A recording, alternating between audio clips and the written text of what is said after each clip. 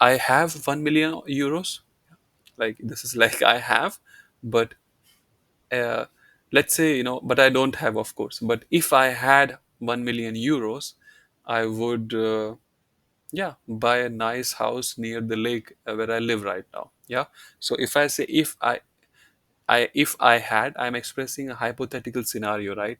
So to have, the verb is haben, but because I'm expressing a hypothetical scenario, if I had, if I had, I cannot use haben. I mean, I can, but I should use hätten, the Konjunktiv II form of hätten. One example, the first scenario is hypothetical situation. Wenn ich mehr Geld hätte, if I had more money, if I had more money, könnte ich mir ein neues Auto leisten, Now you are using könnten and hätten together, you know. I can afford a new car. You can say, ich kann ein neues Auto leisten. I could. So you'll have to use könnten, yeah.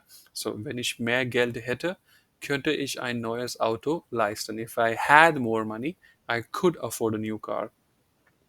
Then it can also be a regret, so when, like, I mean, you can convert a hypothetical situation to a regret, right? For example, ich hätte das Buch gekauft, wenn ich gewusst hätte, dass es so beliebt ist, I would have bought the book, you know if I had known, gewusst hätte. Yeah, gewusst hätte.